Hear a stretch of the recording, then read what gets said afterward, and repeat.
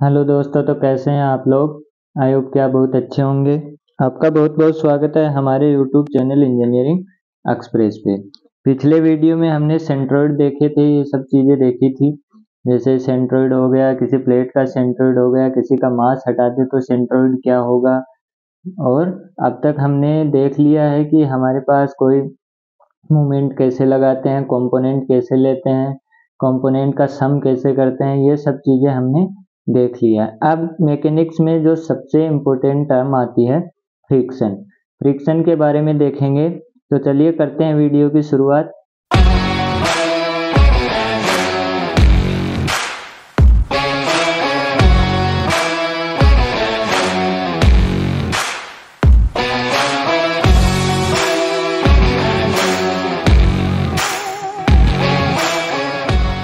सबसे पहले हमारे पास है फ्रिक्शन होता क्या है। फ्रिक्शन क्या चीज़ है, हम सब जानते हैं। फ्रिक्शन क्या होता है, जो मोशन को अपोज करता है।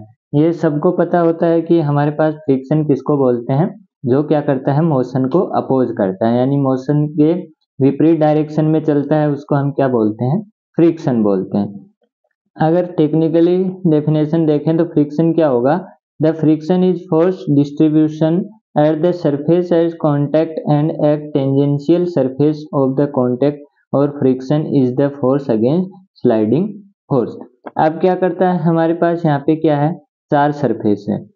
चार सरफेस है, लेकिन इसकी तीन सरफेस क्या है, किसी भी टच में नहीं है, यानी किसी भी कांटेक्ट में नहीं है। मतलब इन तीन सरफेस पे किसी भी टाइप का कोई फ्रिक्शन नहीं लगेगा। हमेशा फ्रिक्शन कहाँ लगता है, जब भी कोई दो हमारे पास क्या आती हैं, सरफेस कांटेक्ट में आती हैं, तब हमारा क्या लगना चालू होता है, फ्रिक्शन लगना चालू होता है। तो एक चीज तो हमारे पास ये हो गई कि फ्रिक्शन कब लगेगा। फ्रिक्शन हमेशा तभी लगेगा जब हमारा क्या होगा, कोई भी दो क्या होंगी, सरफेस कांटेक्ट में आएंगी, तब फ्रिक्शन चालू होगा।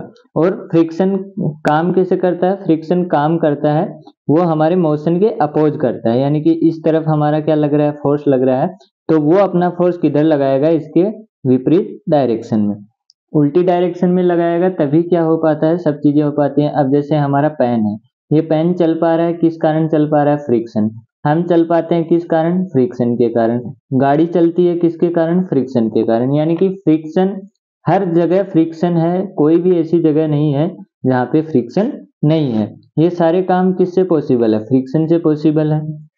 अब फ्रिक्शन कितने प्रकार के होते हैं, फ्रिक्शन टू टाइप के होते हैं। एक तो ड्राई फ्रिक्शन होता है, एक फ्लूइड फ्रिक्शन होता है। अब इनकी डिटेल में आपको नहीं जाना है, लेकिन ड्राई फ्रिक्शन क्या होता है, यानी कि जहाँ पे सरफेस, यहाँ पे दो सरफेस हैं, तो ये सरफेस क्या है, सूखी है, तो इसको ड्राई फ्रिक्शन बोलते हैं। फ्लूइड फ्रिक्शन क्या होता है, जहाँ पे फ्लूइड के कारण फ्रिक्शन लगता है, यानी कि गैस के कारण या फिर हमारा लिक्विड के कारण जो फ्रिक्शन लगता है, उन्हीं में भी क्या होता है, फ्रिक्शन होता है, लेकिन उनका फ्रिक्शन क्या होता है, कम होता है, तो उसको हम बोलते हैं फ्लूइड फ्रिक्शन। अब एक चीज और निकल के आती है हमारे पास, लिमिटिंग फ्रिक्शन। लिमिटिंग फ्रिक्शन क्या होता है, the limiting force is the maximum frictional exerted at the time the impending motion that is when motion is tend to begin. ये क्या करता है, मोशन को तब तक रोके रखता है जब तक इसका पावर है, यानी कि एक लिमिट तक ये क्या करता है, मोशन को रोके रखता है। जैसे आप किसी चीज के धक्का लगा रहे हैं, अब जैसे ही आप उस चीज को धक्का लगा रहे हैं, वो चीज उसमें थोड़ा वजन है या फिर उसका क्या बोलते हैं, फ्रिक्शन ज्यादा है, तो फ्रिक्शन ज्यादा होगा तो आप हल्का फोर्स लगाएंगे तो वो वस्तु क्या होगी, वो खिसकेगी नहीं, यानी कि वो चीज हमारे पास क्या नहीं होगी, मूव नहीं होगी। लेकिन एक लिमिट से ज्यादा आप उसके ऊपर लगाएंगे फोर्स, तो वो क्या हो जाएगी, आगे खिसकने लगेगी। मतलब उसको कोई ऐसा फोर्स था जो उसको क्या कर रहा था, एक लिमिट टाइम तक रोक रहा था। उस लिमिट टाइम तक उसको कौन रोक रहा था, वो था लिमिटिंग फ्रिक्शन। तो आप उस चीज को क्या बोलेंगे, लिमिटिंग फ्रिक्शन, जो क्या करता है, एक टाइम तक मैक्सिमम जो अपना आउटपुट है वो देता है और मोशन को रोकने की कोशिश करता है। यहाँ पे आप देख सकते हैं ये लिमिटिंग फ्रिक्शन है, ये फोर्स है, और ये हमारे पास नॉर्मल फोर्स है।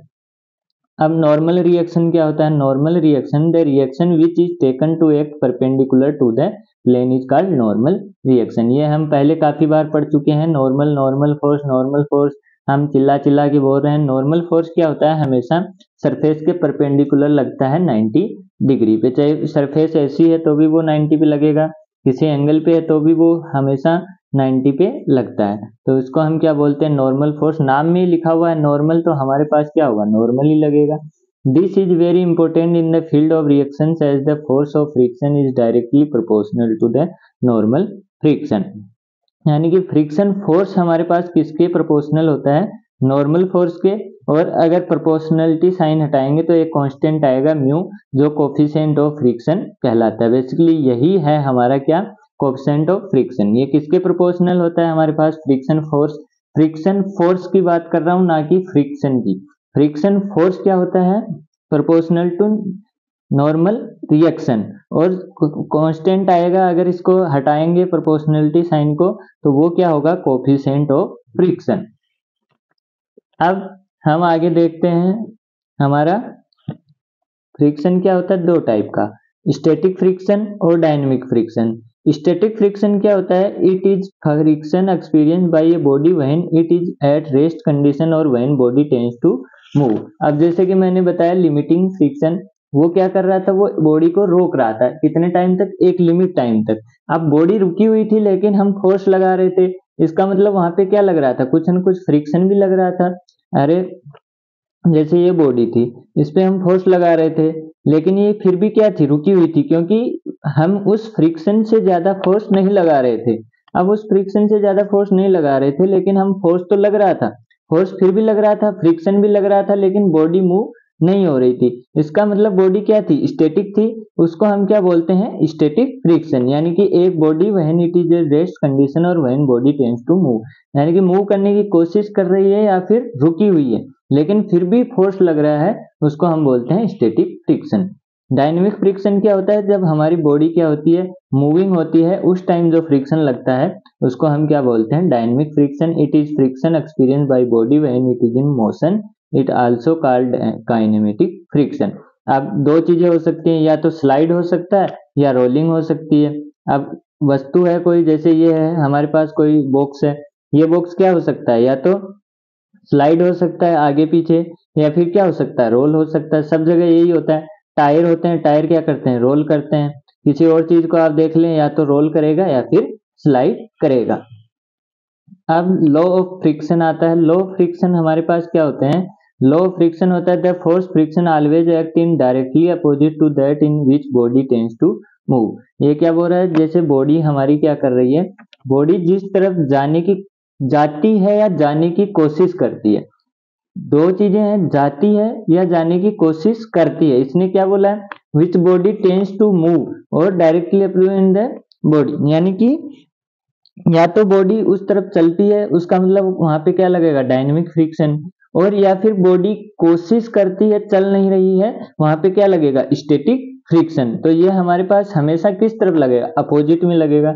अरे भाई हम इधर फोर्स लगा रहे हैं और हमारा फ्रिक्शन भी इधर है, तो बॉडी मूव करने लगेगी ना, फिर तो वो बॉडी कभी रुकने वाली नहीं है। जैसे हमारी गाड़ी है, गाड़ी को एक बार हमने धक्का लगा दिया, अगर फ्रिक्शन भी इधर लग रहा है तो वो हमेशा क्या हो जाएगी, वो तो चलती जाएगी। लेकिन ऐसा नहीं होता है, क्योंकि फ्रिक्शन क्या लगता है, अपोजिट। तो हम क्या करते हैं, गाड़ी को रेस देते हैं, उसके बाद बंद कर देते हैं, तो वो क्या हो जाती है, एक टाइम के बाद रुक जाती है, क्योंकि फ्रिक्शन उसको रोक लेता है। फ्रिक्शन उल्टी डायरेक्शन में काम करता है।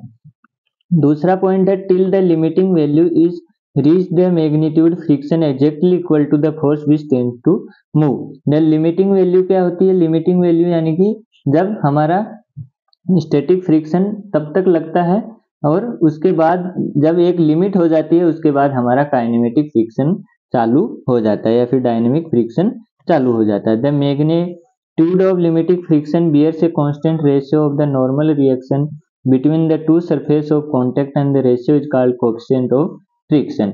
अब ये बता दिया फ्रिक्शन फोर्स किसके इक्वल होता है, हमारे पास म्यू एन। म्यू क्या होता है, हमारा कोएफिशिएंट ऑफ फ्रिक्शन। अब हमको एफ दिया रहे और एन दिया रहे, तो हम क्या निकाल सकते हैं, कोएफिशिएंट ऑफ फ्रिक्शन निकाल सकते हैं। The force of friction depends upon roughness smoothness of the surface. अब क्या होगा, रफनेस और स्मूथनेस पे डिपेंड करता है। रफनेस ज्यादा होगी तो हमारा क्या होगा, कोएफिशिएंट भी ज्यादा होगा। कोएफिशिएंट ज्यादा होगा तो हमको एफ यानी फोर्स भी ज्यादा लगाना पड़ेगा, जबकि अगर स्मूथ होगा तो हमको कम फोर्स लगाना पड़ेगा, और वहां का कोएफिशिएंट भी क्या होगा, फ्रिक्शन ऑफ कोएफिशिएंट भी कम होगा। The force of friction is independent of the area of contact. अब यहाँ पे किसी भी टाइप का एरिया का नाम नहीं लिया गया है, हमारा सिर्फ एक चीज पे डिपेंड करता है, वो क्या है, नॉर्मल फोर्स। ना कोई एरिया, कितने एरिया पे लग रहा है, कैसे लग रहा है, कोई डिपेंड नहीं है, सिर्फ हमको नॉर्मल फोर्स पता होना चाहिए, कोएफिशिएंट पता होना चाहिए, हम फ्रिक्शन फोर्स निकाल सकते हैं। After the body starts moving, the dynamic friction comes into play. The magnitude of weight is less than that limiting friction and it's bear a constant ratio with normal force. This ratio is called coefficient dynamic friction. Dynamic friction भी हम कैसे निकाल सकते हैं, same वही है हमारा F/n = mu. तो ये था सिंपल हमारे पास law of friction, static friction, dynamic friction और फ्रिक्शन क्या होता है, ये सब चीजें थी। आई होप कि आपको सब चीजें समझ में आई होंगी। अगर समझ में आई हो, वीडियो अच्छी लगी हो तो वीडियो को लाइक करें, चैनल को सब्सक्राइब करें। धन्यवाद।